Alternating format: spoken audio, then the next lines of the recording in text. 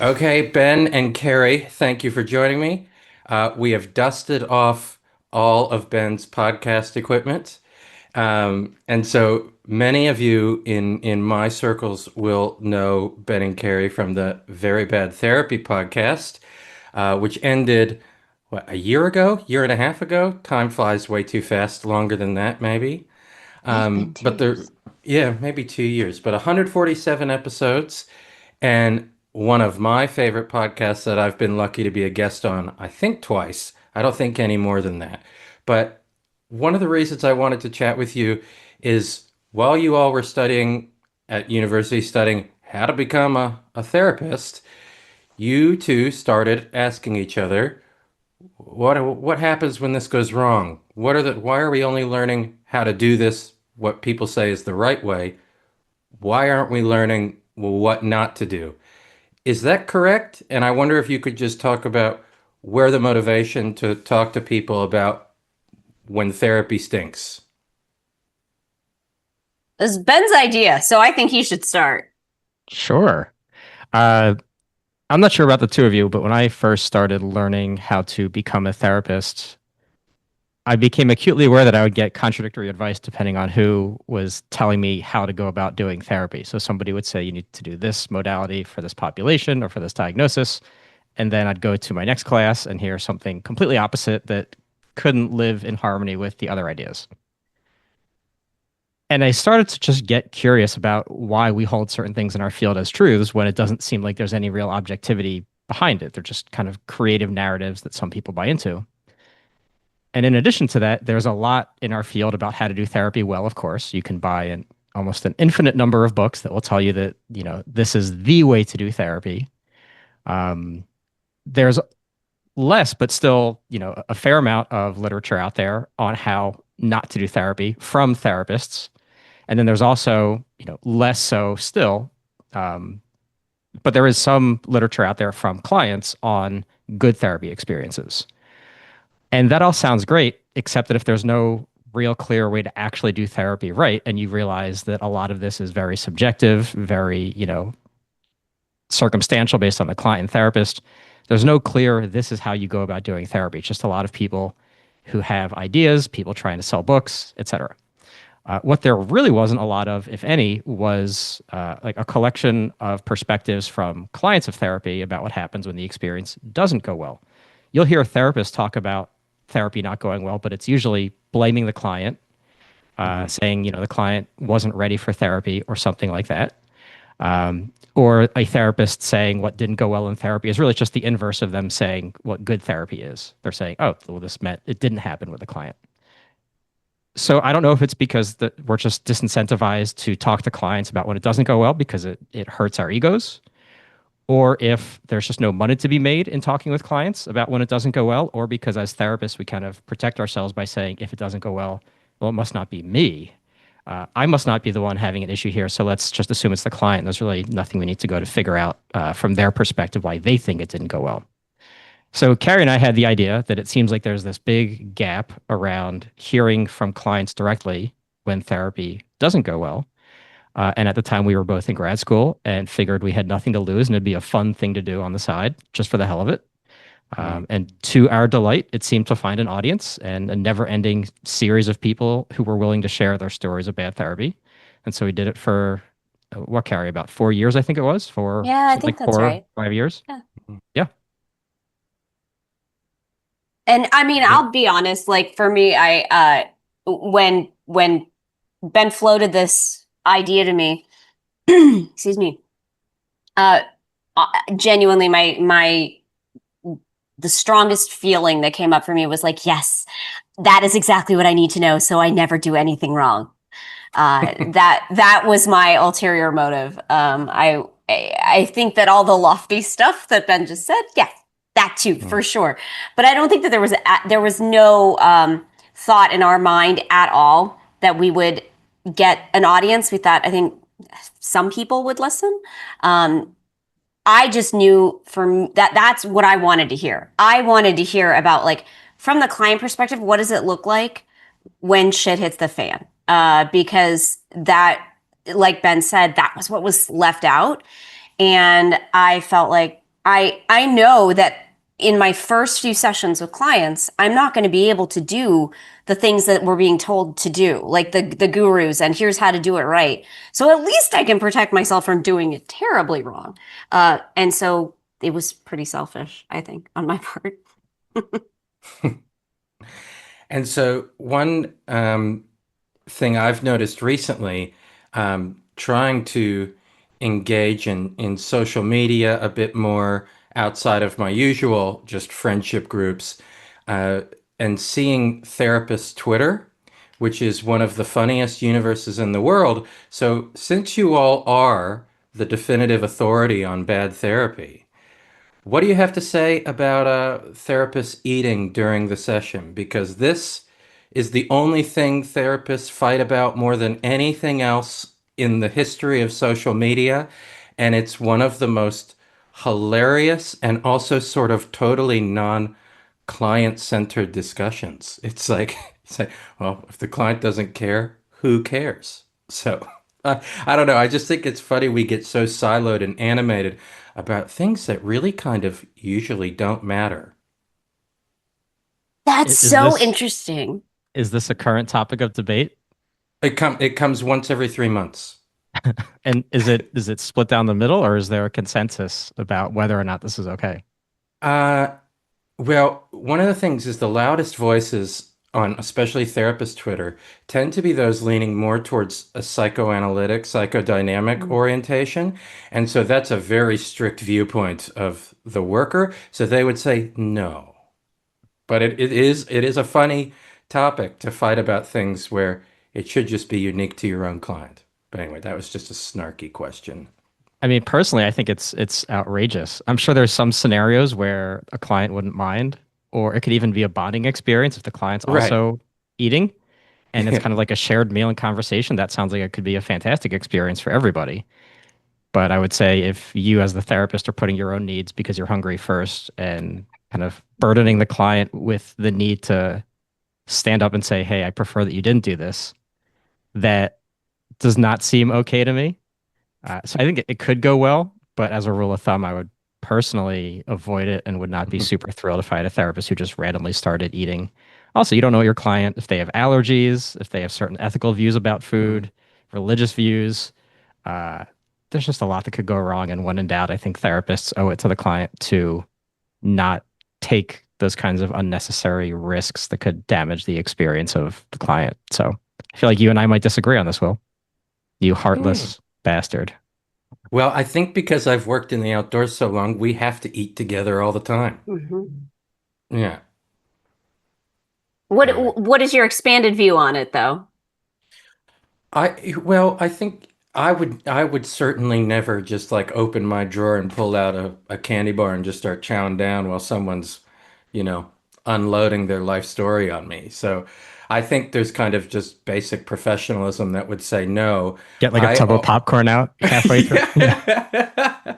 But I just think it kind of shows to me, and I think this will be the theme of our discussion, that in in in the therapy world, we spend a lot of time thinking about and arguing about things that are probably on paper very, very simple, as Ben just said, this is probably rude and it shouldn't even come up as a potential discussion. And so I think and that kind of segues into my next question of like, why do you think your podcast had such an audience and had so many people willing to tell you their story?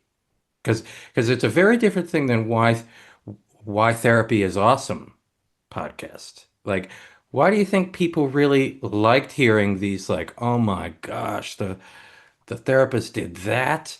Oh no, that's terrible. So I'm interested in what you think about that. Well, we got a lot of feedback from uh so there's two separate things. There's why do therapists want to hear it? Why do clients want to tell their story? So to address the first one, why do therapists want to hear it? We got a lot of feedback that it made them feel better about their own kind of mistakes. Because I think this is true. Like, when you're in training and becoming a therapist, there's not like an accepted, like generally like across the board accepted, do this, don't do that. And so there's a lot of gray area, which I think leads to a lot of insecurity, particularly when the message that you're getting in training is don't do this wrong. Because if you do, that's really bad. There's huge potential for harm. Don't do it wrong. But we're not going to tell you what that looks like. We're going to tell you what like ultra right looks like do it perfectly. But you're not, it's going to take you years and years and years to get there. So good luck in the interim. And then there's all this gray area that therapists are trying to muddle through, and I think it's for many clinicians it's very siloed, especially if you aren't getting observed. So many therapists go through their entire training to licensure without having anyone ever see them actually do therapy other than their clients, and there can be a real insecurity. I think they're around like, what if what I'm doing is actually really wrong and I just haven't had a client report me yet? What if that's happening?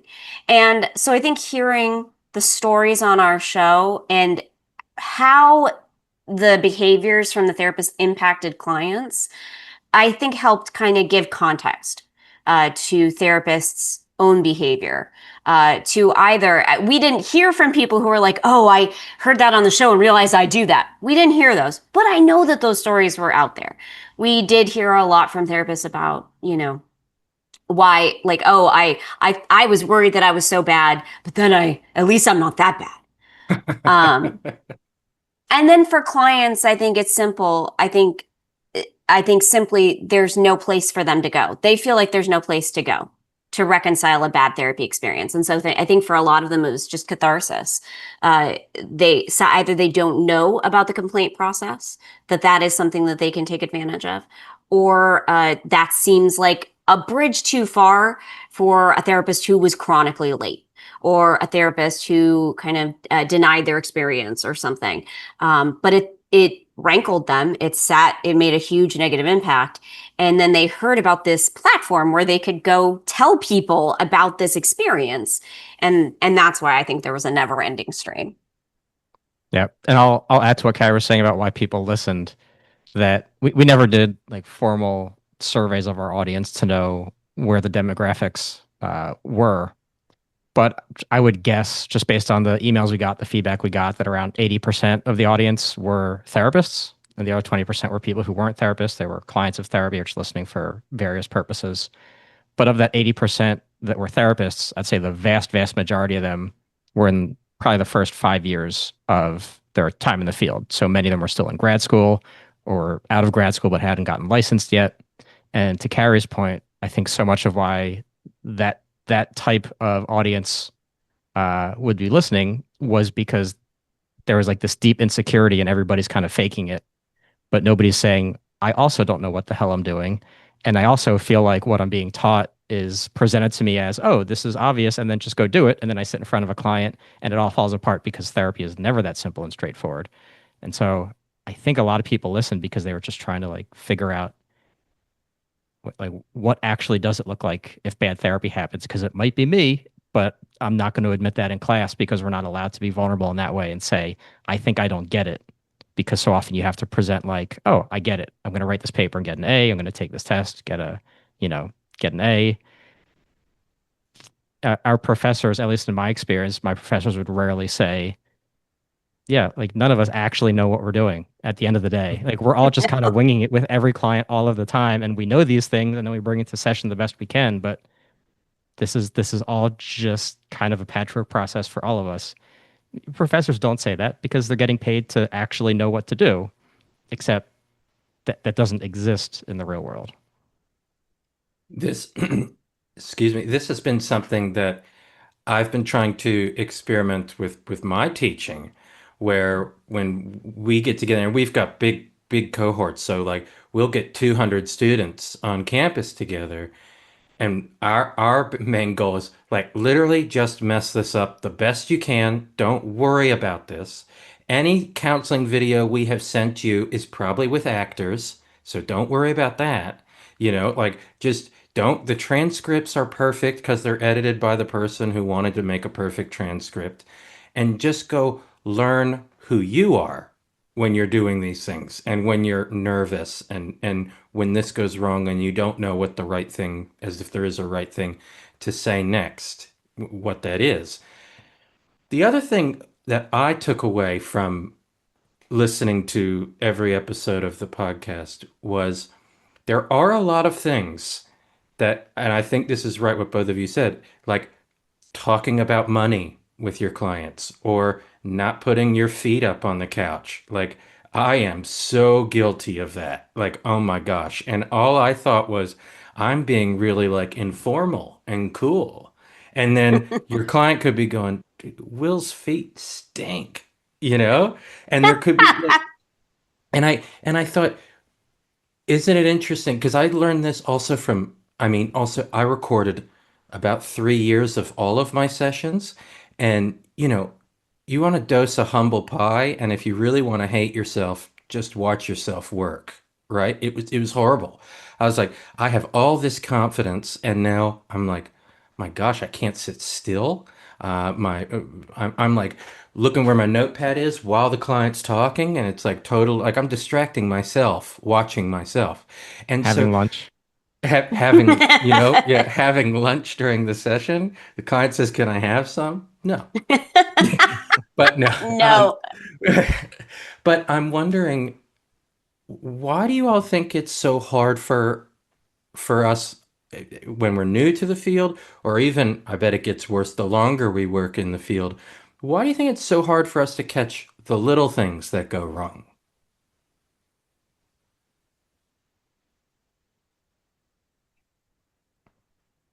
Do you have thoughts, Ben? Go ahead. I It's a really good question. So your question is, why aren't we in the moment aware of the little things? Why don't we as therapists catch ourselves doing those little things that are so apparent on video?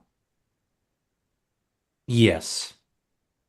I think it's twofold. I think number one, I think in the moment, uh, there's so much, especially for a new therapist, there's so much going on. And it feels like such a weighty position because you just barely have an idea of what you're doing. And you're sitting in a room live with someone or on telehealth with someone who expects that you do, in fact, actually know what you're doing. And you are being constantly observed by them. And so you're trying to manage, I think, all of that at the same time and also trying to do therapy, also trying to do the task that you're there to do, while managing your own insecurities, the pressure and expectation coming from the other party, and then also the process of the work itself. And so the little things, I think, get overlooked probably because there are so many other big fires to be attending to. I think that also there is no culture of observation, like real, like the kind that you're talking about. Like I said, like you can get licensed here without having anyone ever watch you ever, including yourself. And the message that we get is that's not important. That isn't you. If it was important to your development as a therapist, it would be part of this process. It's not, therefore, don't worry about it. And I think that most therapists have I think everybody hates what they look like on camera, what they do on camera, because you do realize all of the things, right? And so I think that is what prevents observation from the feedback, true feedback informed treatment or routine outcome monitoring to be adopted widespread, because it does require this extra level of scrutiny that feels really uncomfortable. It adds another layer of things you need to worry about in the room. And the whole rest of the field is saying it's not important anyway. So why would you put yourself through that scrutiny? I would argue your question, Will, is I think there's a flaw in the question. You're talking about why don't we notice all of Whoa. these little mistakes? Are they, I mean, therapy is always going to be imperfect. I don't know if the mistakes, and we heard a lot of these on our podcast, right? I think there were two broad categories of stories we'd hear. One was, my therapist did some really horrible stuff, and yes, that is absolutely true, and that therapist should never practice again. But then Totally. the other broad category was, it just wasn't a good fit, or it might have been a client who just had a really hard time feeling safe in a therapy space, and something that was fairly innocuous was experienced as a huge rupture and problem. And so I think all the imperfections that happen are due to therapy just being a messy process, broadly speaking. And if therapists wanted to go back and say, don't ever do these small things, they're going to drive themselves up a wall. The mistakes, I have a harder time like describing what is a mistake in therapy, unless you're talking about like a huge ethical violation. You're talking about just not paying attention to a client. You're talking about falling asleep, which, Carrie, I know you had a therapist do on you once, which, not on you physically. That'd be No, that'd be a thank much, God. much worse Yeah. thing. Um, like there's some obvious like capital M mistakes or even ethical breaches. But I think beyond that, it gets really hard to define with certainty what is and what isn't a mistake, because Carrie and I would hear stories. We talked to one client, one guest on our show, who would say, "Oh my God, it was the worst experience ever. My therapist tried to make me feel better at the end of a session. And that told me that they didn't think I was able to, deal with sitting in difficult feelings." And then we'd have somebody come in and be like, "My therapist was so great," because they would always make sure I left feeling okay. And so what somebody experienced as a mistake, somebody else experienced as very Hmm. positive. Hmm. So to your question, Will, of why do we not catch all of these small mistakes? I would argue it's because many of them are just idiosyncrasies that aren't fundamentally mistakes. They're things that could cause a client to have a bad experience. I think the mistake in that part is not opening up space for feedback in the session, not making a client feel like it's okay to bring up, "Hey, this thing you did didn't feel great." It doesn't mean it was a mistake, but it definitely means it's worth talking about, or else that client might not come back. Yeah, I think as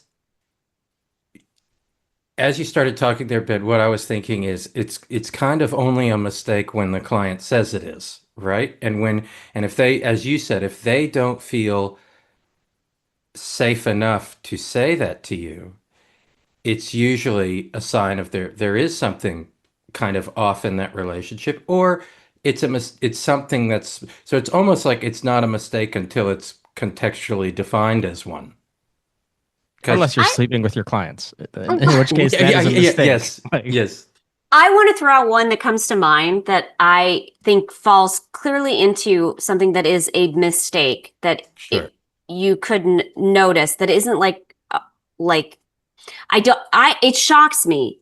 I can't believe how many times I've heard this, seen this in forums, like not on our show, like since Mhm. then, Wow. Facebook groups on Reddit of clients noticing, being able to tell when their therapist in telehealth is checking their email. And it's often Right. because they're wearing glasses. Hmm. And they can literally see in the glasses that someone's texting or checking email or something like that. I I can't imagine like that. I can't imagine doing that. But the frequency with which I see this complaint being lodged uh, makes me think that like there is some combination of factors and pressures that a therapist doing telehealth, maybe a ton of clients in a day. I don't what somehow a fair number of therapists doesn't seem to think that this is an egregious breach. Like they think that this is okay to do. And if they only had some like level of awareness of observation, if they could see how patently obvious it is that they're doing this, I like to think that they wouldn't be doing it. Now, and I do think I would characterize this closer to quote unquote small mistake than a big mistake like sleeping with your clients. Yeah. I do think that like there's an argument to be made about like fundamentally what we're talking about is boundaries, space for the client. Are you like truly designating, like giving your full attention to the client if you're doing something like that? And that is a bigger kind of thing. But at the end of the day, it's not sleeping with your client. So I think that that could be one of these fall into this category you're talking about, Will, of like a small mistake that perhaps we could be better aware of if there Hmm. were some different practices in place. Yeah, I think that that's such a good example of just actually emotionally tuning out from your Yeah. client and it being like having a screen reflecting off the glasses, how obvious it is. Um, that's a really good example because what are the things that we've all done in session that would also look like, there's birds out that window. Look at that. And so, totally, that's a really good example. Um, One of the things I wanted to also add, because we all um, sort of aligned on this point of the common factors and the feedback and the deliberate practice and all these ideas that are growing in popularity these days. At the same time, when these things grow and they get popular, and we saw this with like the rise of trauma informed, where now everything is trauma informed, so you can't even find where's the trauma uninformed anymore, like doesn't exist. So one of the things I was curious about is how, if at all, in the process of doing this podcast, did like the therapist tribalism come about? Where like I sit in a venture therapy world, that becomes, like, Carrie, I see the plants behind you. That's very good. Bring the nature into the office, same as you've been. Very nice. Green space, blue space. We have our own way of seeing things. And then I also sit in the solution focus club, and that can be a tough group to get into because it's strict and try to be disciplined and they go all the all the tribalism comes with their own language. And Mhm. how did you see that coming up where like therapists are just seeing the world through their own lens and how that can impact clients as well? Yeah. Something that felt fairly common that we'd hear from clients is when a therapist just had a specific way of seeing, what the client was going through, seeing the world from our perspective. You'd call it their modality, and it Hmm. felt fixed. It felt like the client wasn't being treated necessarily as, a fellow human being, but as somebody to just kind of plug into a certain model of doing things, which I think can be good for, a lot of therapist-client relationships if it fits for the client. Um, if it doesn't, then you have the client kind of being told it's the classic, you're being resistant because this way of treating you isn't working, but it should be you who adapts so that it works as opposed to me as the therapist doing something differently. And I will never forget my experience of getting trained in EMDR, uh, where at one point on like day 3 of the training, I raised my hand and I said, "So what happens if a client says, this isn't working for me? I'm not enjoying this. I don't think this is the right kind of therapy for me." And the response I got from the trainer was, "Oh, well, you just have to do a different version of EMDR, right? You have to do the thing like diagonal instead of hard." And it was the most patently absurd. The assumption there, the implicit assumption is that EMDR will work for everybody. If it's not working, it's not about the EMDR, it's about the client. And so keep doing the EMDR until the client gets their shit together and allows the EMDR to work. We have hundreds and hundreds and hundreds of models in our field. Uh, there is not a single one of them that works for everybody. Yet people within each of those hundreds of models are certain that that model is the one that everybody should be using. These things can't be true at the same time. Somebody is Hmm. wrong. And it's not that one person is wrong and one person is right. It's that anybody who sees such an absolutist version of their own scope of what works, they are the ones who are wrong. And so what we hear on the podcast oftentimes were stories about therapists like that who are just so certain that their way of doing things was correct. I think we interviewed one guest who saw, I think it was a psychodynamic, I believe, or maybe even psychoanalytic. I think it was psychodynamic therapist for over 4 years. And there were points along the therapeutic relationship where he would say to the therapist, "I don't get the sense that this is working." And the therapist would say something like, "Oh, but you're right on the verge of a breakthrough. Mhm. Like it takes this amount of time. You're getting there. Don't stop now." That is horrible. That should be somewhere close to, like illegal. That is a scam. If you say you've been doing it for so long, but it's about to work, so don't leave. And the longer the client goes, the more they're invested, the more it feels like a sunk cost they can't just separate from. It's it's terrible. But at the same time, as a therapist, you have to believe in your approach, or else your confidence will diminish and there's a chance you won't be as effective. So it really is I think, a tricky scenario. Carrie and I talked about this a lot, not a ton on the podcast, but a lot when we were just trying to figure out, like, how do we actually make the field better? That when you kind of look under the hood, therapy is kind of smoke and mirrors. It works. It works really well, but how it works is just a big shrug, and it's really, dependent on client specifics for the most part. So if you taught all the therapists out there coming to the field that none of this is actually real, does that actually hurt the field in the long term because it diminishes confidence in the therapists? And if you share this with clients, does it diminish confidence in the clients because they realize that what they're getting isn't something like when you see a medical doctor to treat a broken bone? You're getting something a lot more ambiguous. So if the truth is something that may undermine the overall confidence and effectiveness of therapy, what do you do with that truth? It's it's a thorny issue, I think. And then we had a client who had been working with a therapist who, and I forget the specific issue. There was this, the client felt very unheard by this first therapist, I believe. And I think Ben, maybe you remember this. There was something that was like, that was the focus of the episode, was what that therapist was doing. But and it wasn't it was dismissive, something like that. But that therapist just had a very, like, I think it was just like more of a relational, it may have been psychodynamic kind of way of working. And we often ask the guests, like, about their therapy experiences after the bad therapy. Like, were you able to find support? Were you able to find a good therapist, right? Quote unquote.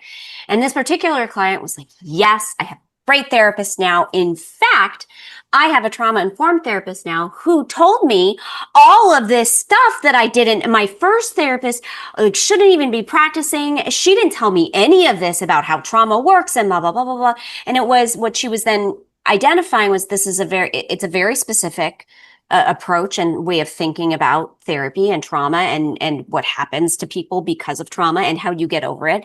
And the first therapist simply wasn't in that approach, wasn't in that tribe, right? Had a different theoretical orientation. But this client really aligned with the approach coming from the second therapist, which had, of course, been presented as, this is trauma. This is how we cure it. This is what's going on for you. And that just felt better for the client. So what do you do with that? Like, I don't know. This is where Ben and I kept running into the same wall over and over again. What do you do with it when the tribalism from the therapist side? I think there's a lot of downsides to it, but then also there seems to be this inescapable upside of being able to get buy-in with clients and ultimately facilitating some sort of success in therapy. How do you tell them how the trick works, or do you not? I still don't know. I still don't know.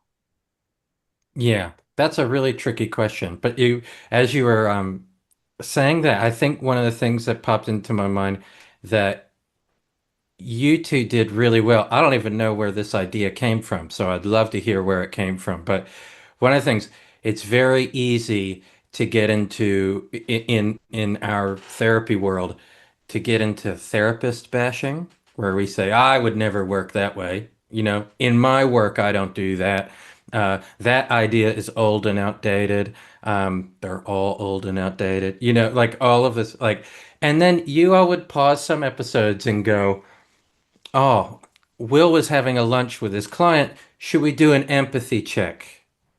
And can you, that was not true that I did not eat lunch in front of my client. But Ben, can you say where that idea came from? I I genuinely don't remember which one of us had the idea It was you. It was or definitely you. why. I wouldn't come up with an empathy check. Uh, but we would hear our clients come in, or our guests who were the clients who had bad therapy experiences, And the vast majority of them, understandably, would be sharing their experience from their own perspective and not necessarily pausing and saying, gee, I wonder what my therapist might have been thinking, which is fine. Like that, we are not bringing people on to take that nuanced perspective. We want to hear their experience. That's what we're interested in. But also, I think it's fair to say that the stories we heard from our clients were heavily biased at times. And again, not biased in a, in a negative way, but just if a client has a bad experience, there is a chance that they're going to walk away being like, that therapist sucked. That was not okay. That was bad therapy. And I'm going to go talk about that bad therapy on the Bad Therapy podcast. But I'd say a solid third of the time, Carrie and I would hear stories and then the interview would end and we'd be like, like I've done that, or that, like, that's not that big of a deal. Um, so I think the empathy check in some respect was to try and put a little bit of nuance into the overall conversation. And this is something Carrie and I disagreed about a little bit in terms of as the podcast went on, I started feeling less and less connected to what we were doing because it felt biased to me. It felt like we really weren't trying to paint like, the full story, get the whole story and present something to whoever was listening as a, well, here's what the client said, here's what we think, but also let's kind of try to look at this holistically. And Carrie, if I'm not mistaken, your perspective was that is fine. That's not our job. Our job is to talk to the clients about their experience. Why should we be taking this other perspective? But I think there is some value in pulling back and trying to see, can we have empathy for the therapist in the story without necessarily disagreeing with anything our guests were saying, challenging anything our guests were saying. We certainly never wanted to do that with them in the conversation itself because Exactly. nobody's going to want to go on a show and talk about their bad experience if they expect people to be like, but was it actually, or are you just too sensitive? Right. Like, nobody's ever like, that would be terrible. But I do still think there is some value in saying, okay, this is the story we heard. Can you find empathy for the therapist? And sometimes it would be, yeah, like that's something I feel like I've done, or that seems like an honest mistake people could have done. There were other times where the empathy check would be just a resounding hell no. Like, do not invite your client to move states and move in with you to become your nanny. Like, that is bad. That is objectively bad. You are a psychopath. Mhm. But it's worth having that conversation because I think if somebody's listening to the podcast, whether they're not a therapist or they're just starting out as a therapist, I always had a bit of apprehension that we were tacitly endorsing whatever our clients, whatever our guests were saying about their experience by giving them a platform. And while I never wanted to disagree or push back or challenge their experience, I don't know. I personally think there's value in giving some nuance to the story so that people listening wouldn't necessarily be like, oh, well, that person thought their therapy was terrible because the therapist made small talk at the start of the session for a few minutes. And if we're just going along with that, are we going to have people walking away thinking that that is objectively bad? It felt useful to just kind of plug in a few minutes of reflection and say, can we find empathy for what this therapist did that we heard about from our guest? Mhm. I just wanted to say, like, I absolutely believe it was a critical part of the show. And yes, as we went on, like, definitely I felt, I think, a little bit more comfortable, I think, with the format, or like endorsed the format more than Ben did, because I do have a very strong feeling that, like, what we were doing, the project of that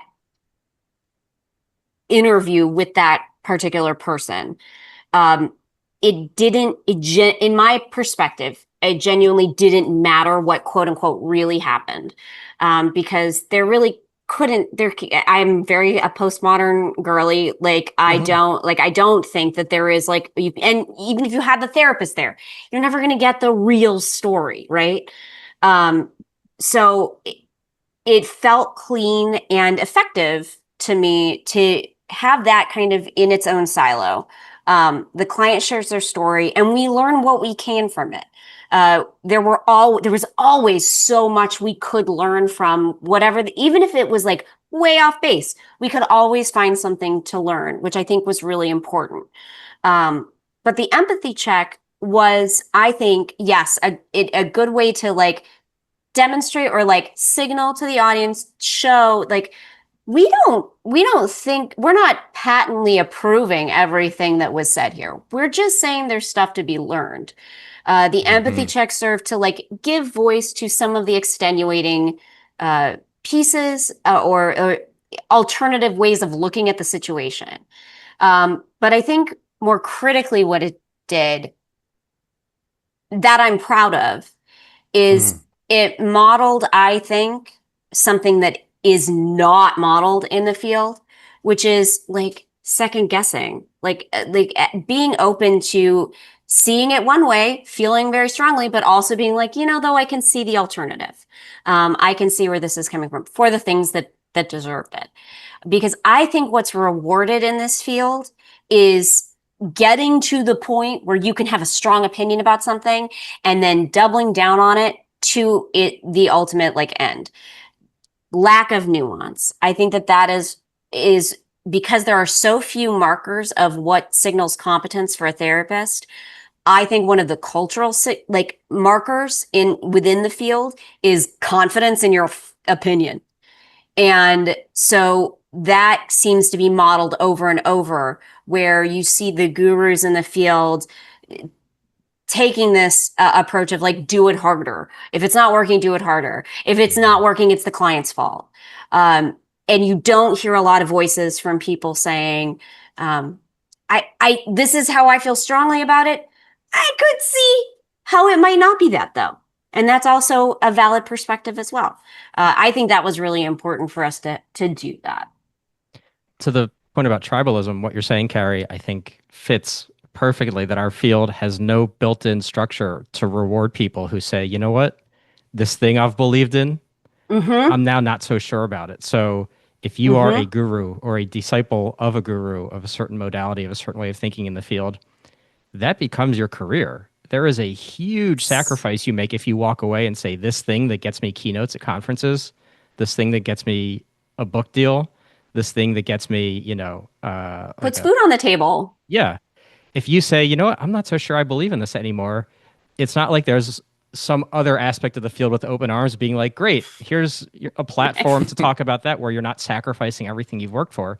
And I don't think people find themselves in this position intentionally. I think that's just how the incentive structures are. And people aren't stopping and reflecting and saying, do I still believe in this? Because our confirmation bias, our sense of personal Hmm. and professional development, and the fact that we are actually helping people as we go through this process. It's not like there's even the EMDR people that I love to kind of rag on, they're Hmm. doing good work and they're helping people. So like everything is moving in the right direction. So of course tribalism sets in because at what point are there off ramps where there's actually support from the field or from colleagues? If somebody's like, I'm not really feeling this, usually people will be like, "Oh my God, you horrible person! How dare you question what we're doing?" The Mm-hmm. most like hateful email we ever got was from somebody who literally paid money to subscribe to our Patreon just to message us personally to tell us how wrong we were about our feelings about EMDR. That's just very mean. Well, you know, one of the funny things bringing up tribalism, I think my PhD supervisor, John, who also had a therapist fall asleep, and it was one of the most powerful therapeutic experiences ever for him because he stood up and said, "Stop falling asleep while I'm talking to you." And then John said, "That was like standing up to my father. I should have always stood up." And he made this whole story in his mind and was like, that's when I got my backbone in life. So it's pretty funny what works for one, you know. Yeah. But yeah, we're Mm-hmm. still not condoning sleeping. No. Um, but one of the things with he was a cult researcher and he wrote a book about his doctoral research, which was talking to people and how they leave cults. And he and the publisher got so many death threats they had to stop publishing it for him to rewrite it more anonymously, and so it couldn't be attributed to certain practices. And I said to John once, "John, what? Come just do some adventure therapy research with me." And he just said, "No, I've already received death threats from one cult. Don't need it from another." But one of the things he says this to students, and it's such a good thing to keep remembering. He says, the guru of a cult has no graduates. So if you ever hear the person, when Ben, I think when you're talking about off ramps, like if I leave EMDR or solution focused, where do I go where the top people of that field aren't going to call me a quitter or dissenter Mhm. or the people that leave that kind of church of that whatever therapy modality? Because one of the interesting things for those listening to this that might have no idea about the number of therapies there also has been almost none that have ever disappeared. So no one's Mhm. ever like, you know what? This idea I really believe in that Freud created based on dreams and things like this is actually kind of scientifically bullshit. We probably shouldn't do this anymore. If anything, with the trauma world, it's all coming back. It's all repetitive and circular. So, um, yeah, so I think that's a really good point about um, there isn't really a place to go after you've sort of gone, I don't really know if I believe this anymore. But you also never have to not believe in your modality if you can rationalize therapeutic failures based on my client wasn't ready. Mhm. Yeah, no, it's a really good point. And I think when we were backing up to empathy check, one of the things that also happens when we were talking about the bias is when therapy goes really well and you talk to clients about or interview people, they usually often just talk about the qualities of the person, you know, Mhm. kind, good listener, gave me good advice maybe. And then when it's bad, that's when you learn about the actions. So Mm. you learn about, so like they were asking me the wrong questions. Their body language was this. So you kind of get one that good therapy can be very abstract and not well defined. And then bad therapy are all usually really specific things.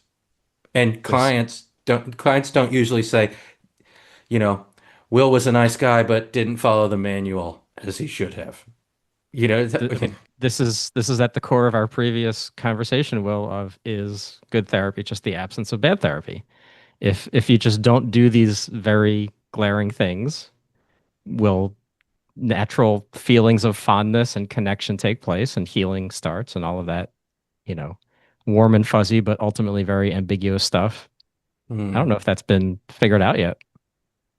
I want to maybe not. throw something into that. I so there's this idea in business and marketing of what are called hygiene factors, which are the things that are expected to come with it.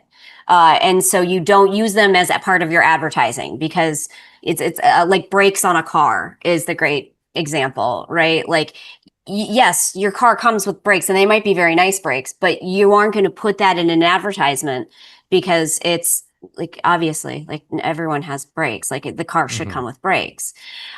And so I wonder if that's partly what happens in when good therapy when therapy is good. No client's ever going to say they were on time to every single session. They're not going to identify the things that happened that client thinks adds up to good therapy because they expected it to happen. It happened and it worked.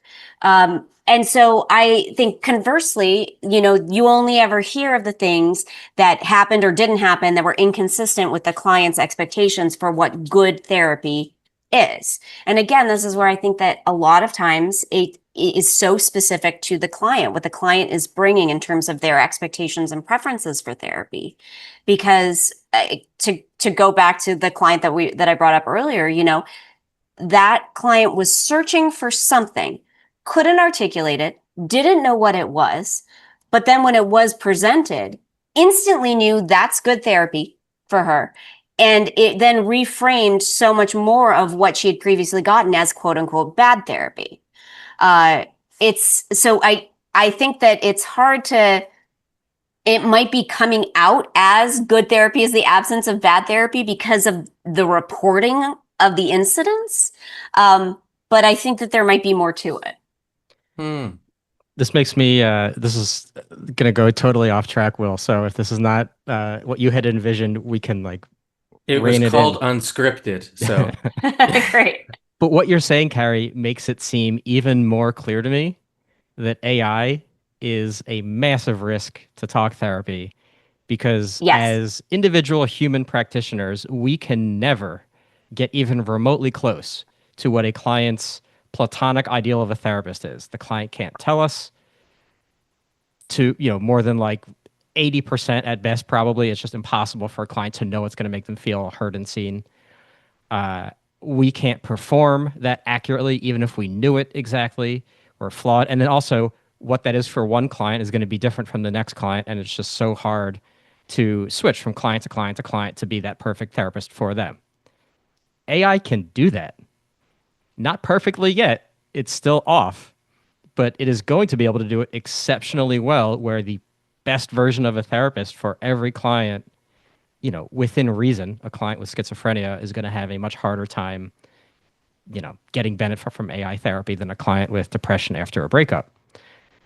But I would bet that AI therapy, even 12 to 24 months from now, will be measurably far more effective than regular old human talk therapy because of what you're saying, Carrie. AI can achieve this. Humans will never be able to achieve this. I think it really depends on what you mean by effective. Because I mean, you see this even now with like non-therapy uses of AI. Is I don't know if you how closely you follow it, but like a month or so ago, there was this big kind of like it was in the news that something had happened in ChatGPT specifically that now all of its responses were like overly demonstrative and effusive towards the user. Like every kind of response came back with like, what an incredible, insightful question you've asked here, right? And people didn't like it. Like people were like, whoa, what happened to ChatGPT? Like, this is weird. So there seemed to be like this level of positivity towards the user that was acceptable and users liked it. And then all of a sudden it went into the uncanny valley of too much and users reacted against it. And now I'm starting to see people pitching, customized AI models that have been either primed or selling prompts and stuff so that you can prime your own AI to push back on you, to take a more objective, critical role in your dynamic. So I think that there's an element of understanding that like just a yes man isn't helpful, which I'm sorry, but I think a lot of bad therapy falls into that. A lot of bad therapy is lazy therapists, sorry, who are thinking that they are doing unconditional positive regard, and it's just falling into cheerleading, right? And so I do think that it depends on how good the AI is, depends on how good the user is at getting what they need out of it.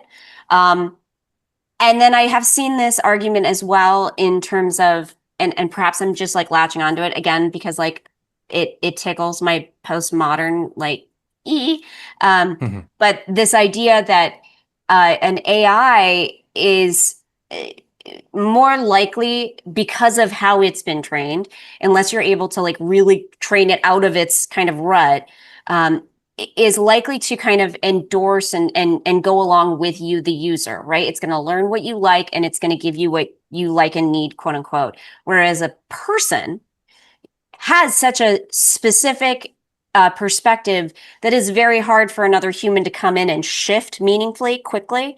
And so that difference in that interaction perhaps is what's like in part so therapeutic when therapy works. I don't know. All of that is just shit I've been thinking about. It's fascinating. I was just trying to look for it, and then I realized I was doing exactly what Carrie told me not to do. Don't do something else. Well, no, but I found a 1970. It's huge. I will show it since we have half video. This is the size of this book, What is and it? it's called Psychosources, and it's a publication from Psychology Today from the 1970s. And I think it was published 1973. And it's the only thing I haven't earmarked, which is so annoying because it's the one I love to show the most. But it just talks about all what was going on in psychology in the 60s and 70s. Oh, got it. Okay. This thing is huge. Uh, artificial intelligence. Oh, Wow. stop. Look at this. This one right here, it's tiny. Interviews with a therapeutic computer. And Wow. the in Stop it. the interviewee is typing in his part, and the interviewer, the program, types back. Oral communication with machines is a long way off, but the time it comes, the machines may have a lot more flexibility as well. That was Wow. 1968. Whoa. Isn't that wild? That's incredible. Yeah. Like I was flipping through this going, That's cool. maybe all therapy intelligence is artificial. You know? We've done the same thing for hundreds of years. Look at this. Yeah, Wow, I that's thought that, so interesting. yeah, I thought that was so interesting. But I think the AI thing opens up a whole it opens up like what happened with BetterHelp and who makes the money, who owns the Hmm. program, Hmm. how that changes everything. And then the way a lot of governments think is a computer is a whole lot cheaper than paying Hmm. for offices and um, paying for thousands of therapists to have insurance instead of one computer. So it is a tricky thing, but um, I think one of the scariest things, and someone put this on one as a comment to one of the studies that came out recently that AI is just as effective or anything, is that maybe it does mean that in the therapeutic community, we've continued to just focus on things that a computer can do, which is models, asking certain questions at certain times, Hmm. asking the miracle question, Hmm. moving people's eyeballs. Those are all things that we don't need humans to do. And Hmm. so, So what else is there? What do you suggest that therapists should have been doing all these years that is outside of what AI can do currently or will be able to do within 2 or 3 years? I think one of the things that I talked to you briefly about this, Ben, the other week, one of the things that I've been really geeking out on of late is I've been going back and reading William James, that's co-founder of the APA, John Dewey literature about experiential education, and then more importantly, our kind of mother of professional social work, Jane Addams. Like, I really think there was something in the way they thought about attending to people's experiences, attending to how is this person actually experiencing what we do together. But I think if we're thinking of the context of like the 1920s, what ended up happening is psychiatry gets huge and we've all chased at the tail of talking about our field as medicine. And I, Hmm. I don't Hmm. think we can stop this, but I think believing in your technique means it becomes inherently more difficult to also believe my client can experience whatever they want out of this. So to your point, Ben, like I remember the first person I interviewed for my PhD research, she was like, I have this tattoo here. It's all dedicated to my wilderness experience. I found myself. I finally came out of, I learned who I was. And then the next person I interviewed the next day was like, dude, they tortured me there. It was Hmm. a horrible experience. And so I think really being reminded that we have to go to what the client is experiencing. And I think if we can start from there, bad feedback becomes less scary, I think, where it's like bad feedback is actually just helping you.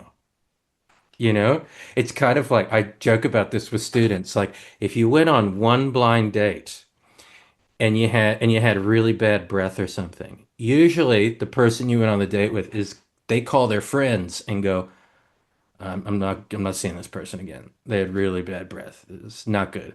But there are times I wake up in the morning and I look at Renee and go, "Good morning, darling," and she goes, "You have bad breath," because we have a good relationship. There's an investment in us liking each other enough. And I think like, obviously, this is not a slippery slope to marry your clients, right? But I think that there's something about really embracing that there's an opportunity that what this person experiences, they're gonna think that you're an idiot. And so that's okay if you start early on with, it's okay for you to tell me that this ain't working, and there's other things I can do, or I can help you get somewhere else. I don't know. I think that's it. But I mean, oh, well, I don't think that's it, like definitively. I think that's my idea. But uh, I don't know. I think all of this is very weird, which gets into, as we're running out of time here, Carrie, you brought up marketing and hygiene. And yes, all good therapists should have good hygiene, not only with their marketing. But do you want to talk about where this passion came from? Because I think a lot of us in our community sometimes struggle to really articulate what it is we do, how it works, why it works, what's the outcome of therapy when it does work. Can you say about what you've learned from this process and where the passion came from? Yeah, absolutely. Well, it's funny. So it's a I want to segue a little bit, just to kind of tack on to what you guys were just talking about in terms of Hmm. what AI, what can people do that AI can't, and what you're talking about, this experience part of it. So are you familiar with social identification studies, or the social identification process? I am the name on the paper, the authors is escaping me right now. But it was a study where it identified that clients who had uh, achieved greater social identification with their therapist had there was a correlation with improved outcomes. And the social identification, it's a very specific like process. And I think it's coming from sociology or something. But essentially, and what they showed in this particular study was that the social identification process can happen in a dyad, as well as like the greater, like between a leader and a group, where that had been the focus of social identification studies. This study was about therapy specifically and demonstrated that it can happen. This process happens within a dyad as well. And it basically says that the client forms some sort of a identification with this person as a leader. It's not just like a person, like just a friend, or that there might be some, that is in part what might be different. That there is something about the therapist who articulates this is the way we in our community, in this dyad or this community, this is the way we do things. These are our values. This is what's important. And you are a part of it. And the leader is seen as doing it for us, the collective. There are these different elements. And it strikes me that, like, honestly, that is also what is at the core of a lot of parasocial relationships. Why are people so drawn to having these like social media? Why are social media influencers powerful? And there seems to be something that in undeniable about people looking for help from influential others, and who do they turn to? And sometimes they turn to therapists. And I think that there is something therapeutic and that we can harness that. We can use that in a way, because AI can't do that. AI can't be an influential person that you kind of want to be like, that you want to identify with, but people can. And I think that's at the core of what always interested me about marketing, and specifically therapist marketing in particular. Because marketing is treated in our field as this like, this horrible thing that you have to do. And if you do it wrong, you're a terrible person and a bad therapist. So don't do it wrong, but we're not going to talk about it at all in training. And then people graduate and try to enter the workforce and the marketplace. And what they're left with is what I call trickle down marketing. It's ill-suited marketing advice from largely the online marketing, e-commerce kind of industry that gets, and personal branding industry that gets like force-fed to therapists. And what struck me as curious about marketing specifically, and it's being an understudied thing in our field, is that it must have some impact on the relationship. So what is it, and how can we use it? And that's what's at the core of what I have developed, is a framework for marketing for therapists specifically. I think it is generalizable to service providers in general. that really focuses on how can you as a therapist, as a person, identify who you are as a professional, what your professional identity is. How can you make that, consciously craft that in a way that is not only like fitting for you, but useful to the clients that you want to serve? And then how can you leverage that and use that to survive capitalism, and make a living for yourself as a professional service provider? That's where it really came from for me. Mm. Yeah. That is awesome. That's such a good way to think about it and think about the influence and because we teach this in school about, how do you start a session in a way that just doesn't bore the hell out of your client? And so how do you do the admin bureaucratic tasks and assessment without going, I know I'm here to help you, but can you just give me your whole life story first? And I'm going to ask you a bunch of really odd questions that might not even be helpful or at all relevant to why someone's coming to see you. That's great Um, that you addressed that. I feel like we didn't get any of like we yeah, I got none of that. But that's incredible that you addressed that in training. Yeah. well, uh, in the Australian system, we have a lot more space to test things, Mm. and so um, one of the things is making sure we're t still ticking the box, but then like this subject, this is all like this is going to be nerd talk for a second, but this semester coming up, we have a 5 day intensive, and basically what we used to do is be like have a day where we really go into solution focused, have a day where we really go into narrative. Like I've done narrative role plays with Ben during COVID when everything was online, and what I said to John, because we teach together, I said, John, let's do a full day of feedback informed treatment and then do half day solution focused, half day narrative, half day CBT, and then just let students go, what really stuck out to me? What do I want to learn more of? Where can I take these ideas? And so instead of going, because the thing we started really thinking about, and I think this is probably going to seem really I think this is intuitive, but in many ways, with the ways we're trained, feels a bit counterintuitive. In social work, every every social work 101 is the greatest skill is your use of self. That you're the tool in the classroom. Use of self, use of self, use of self. And then every class after that is follow this manual. Sit like this.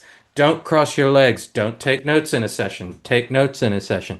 And it's like, where did the human go? So it's like we were teaching, John and I felt like we were teaching the human out of the experience. So, like, we really loosened the structure of everything to try and go, how are you going to introduce yourself to a client? Like, yeah, you got to tick the confidentiality and these things, but how are you going to do that? And so we wanted to bring back the self into it, which I think has an inherent risk to it that yeah, it's just, I don't know, but we get to do that. We're very fortunate that we get to do that where we're trying to really think of it in this experiential lens. But I would nerd out about that forever because for some reason, my big passion these days is social work education and where we got this wrong somehow. So anyway, that's exciting, and I know we both align on how our training, we graduate and then spend the rest of our lives trying to take off that lens the best that we can. Mhm. Um, I just really appreciate what you all did. I really appreciate our friendship that we're all still in touch.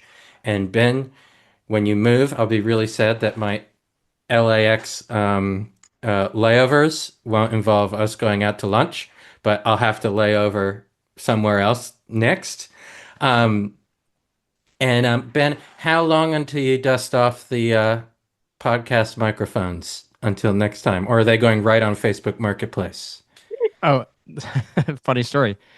So when Carrie and I started Very Bad Therapy all the way back in 2019, uh, Wow.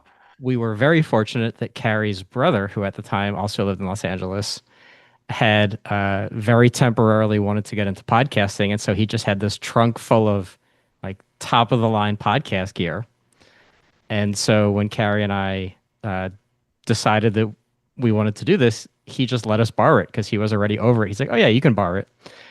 And that was 6 years ago, and it still lives at my house. Mhm. And so I will finally, after all of these years, be returning the podcast equipment to Carrie because her brother now lives on the East Coast. So Yeah. he will not be getting it back. It will just sit Nope. in Carrie's apartment, I assume, forever. Forever. Mhm. Yeah. Oh, I love it. I just seriously really appreciate this project. We also make our students listen to it, pick an episode, write reflections about it. So you're in the curriculum, you know? Oh And my so gosh. when I put on Facebook that we were going to do this, it was mostly I put it in our student group, and most of the comments were like, "This is so exciting. We can't wait to listen to Ben and Carrie some more." So we'll probably have to do this in 3 more years. Love When it. Can't wait. Sounds great. And yeah. hello Anyway. to all of Will's lucky students. Okay. Thank you.